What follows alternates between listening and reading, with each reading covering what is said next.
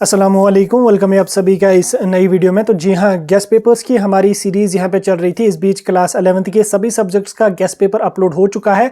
10th के बच्चों के लिए सीरीज़ चल रही है, डेली एक एक सब्जेक्ट का वीडियो आ रहा है। तो आज से हमने यहाँ पे क्लास 12th वाले बच्चों के लिए भी गेस्ट पेपर्स की सीरीज़ स्टार्ट करी। फिलहाल आप लोगों की ज़्यादा डिमांड आ रही थी कि फिजिक्स का हमें चैप्टर वाइज इंपॉर्टेंट क्वेश्चन बता दीजिए, चैप्टर वाइज हमें गेस्ट दे दीजिए। तो फाइनली आज मैं आपको क्लास 12th सब्जेक्ट फिजिक्स का चैप्टर वाइज गेस्ट देने वाला हूं। हर चैप्टर से 6, 7, 8 इंपॉर्टेंट क्वेश्चंस मैं आपको दे दूंगा, जो क्वेश्चंस आपके board exam point of view से बहुत ज्यादा इंपॉर्टेंट रहेंगे। इसलिए इस वीडियो को आपने पूरा एंड तक देख लेना। चैनल को भी सब्सक्राइब कर देना, व्हाट्सएप और टेलीग्राम ग्रुप ज्वाइन कर देना, लिंक डिस्क्रिप्शन में मिल जाएगी। साथ में वीडियो को लाइक करके एक प्यारा सा कमेंट सेक्शन में मेंशन करना, क्योंकि इस गेस्ट को बनाने में मुझे पूरा एक दिन का टाइम यहाँ पे लगा। एक तो सिलेबस की एनालिसिस करनी होती है, उसके बाद फिर छांटने होते हैं कौन कौन से क्वेश्चन यहाँ पे आ सकते हैं, कौन से क्वेश्चन इंपॉर्टेंट है, मोस्ट रिपीटेड क्वेश्चन कौन से बन सकते हैं। तो उसके बाद फिर पीपीटी बनानी, उसमें टाइप करना, तो बहुत बहुत बहुत ज्यादा टाइम लगता है और बहुत ज्यादा मेहनत लगती है। तो इसलिए आप लोग एक प्यारा सा कमेंट करना। तो चलिए हम शुरू कर लेते हैं। हम आपका क्लास 12th का फिजिक्स का गेस्ट पेपर प्रोवाइड कर रहे हैं। आने वाले वीडियोस में आप लोगों को जो वो केमिस्ट्री का, बायोलॉजी का, मैथमेटिक्स का, ईवीएस का, पॉलिटिकल साइंस का, ज्योग्राफिया का, हिस्ट्री का, सभी सब्जेक्ट्स का आने वाले दिनों में आपको देखने को मिलेगा। लगभग 4 दिन के अंदर अंदर में 12th के सभी सब्जेक्ट्स का गेस्ट पेपर अपलोड करने की पूरी कोशिश करूंगा। आप लोगों का सपोर्ट बनाए रहना चाहिए, तब जाके हम भी मेहनत करेंगे और आपके लिए अच्छे से अच्छा मटेरियल हम आपको प्रोवाइड करते रहेंगे। तो चलिए शुरू कर लेते बिना टाइम वेस्ट किए हुए। आप लोगों का पहला यूनिट इलेक्ट्रोस्टैटिक्स है।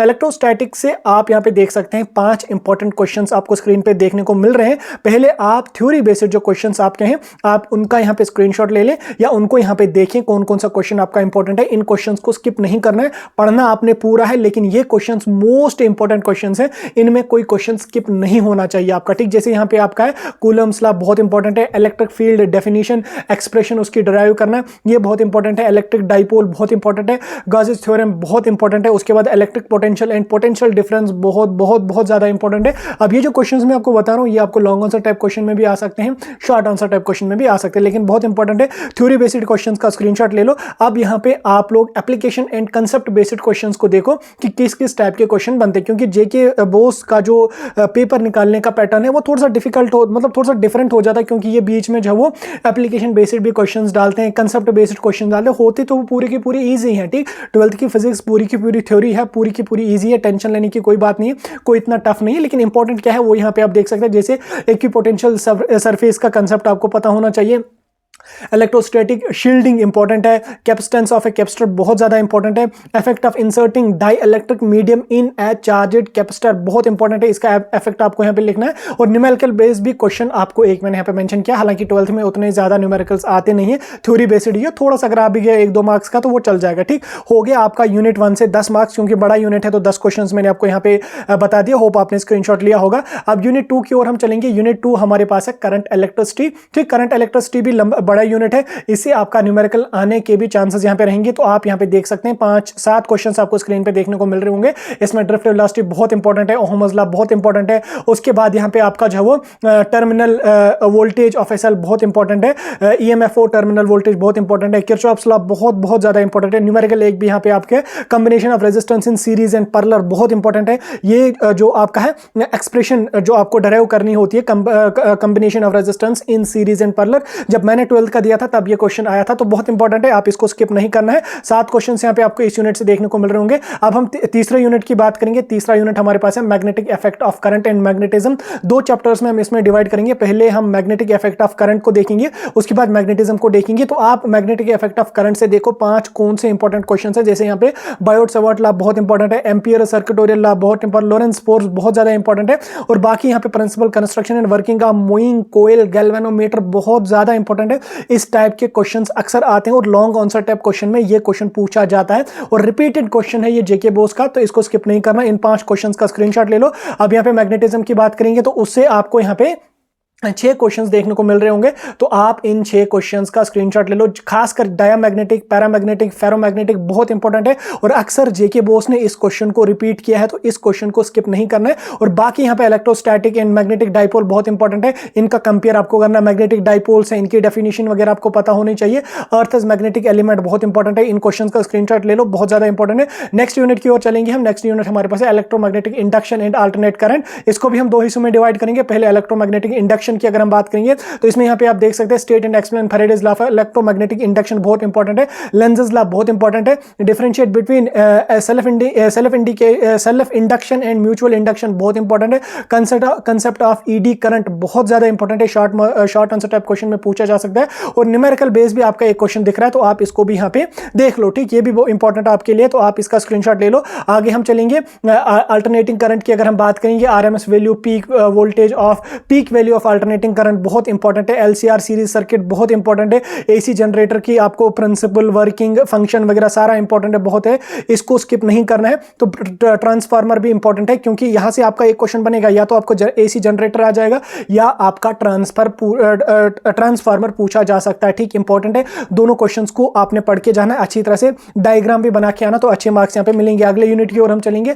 अगला यूनिट इलेक्ट्रोमैग्नेटिक वेव्स है, छोटा यूनिट है, 3 मार्क्स इससे आपके पूछे जाएंगे। शॉर्ट आंसर टाइप क्वेश्चन पूछा जा सकता है आपका इसमें, और एक ऑब्जेक्ट टाइप पूछा जा सकता है, इसलिए इन 3 कंसेप्ट्स को अच्छी तरह से पढ़ना। जैसे डिस्प्लेसमेंट करंट है, transverse nature of electromagnetic waves बहुत इंपॉर्टेंट है, इलेक्ट्रोमैग्नेटिक स्पेक्ट्रम बहुत इंपॉर्टेंट है, इसकी डेफिनेशन आपको पूछी जा सकती है 2 मार्क्स में, ठीक। इसलिए इन 3 क्वेश्चंस को दिमाग में बैठा लो, स्किप नहीं करना है कोई क्वेश्चन, ठीक। जो मैं बोल रहा हूं उनको स्किप नहीं करना है, पढ़ना आपने पूरा का पूरा। पेपर देने के बाद आ जाओगे, फिर चेक कर लेना कितने क्वेश्चन आए, कमेंट्स में मेंशन करना। ये क्वेश्चंस आपको लॉन्ग आंसर टाइप में पूछे जा सकते हैं, शॉर्ट में भी पूछे जा सकते हैं, ठीक। उसके बाद नेक्स्ट यहाँ पे आप देख सकते हैं ray optics and wave optics बहुत इंपॉर्टेंट है।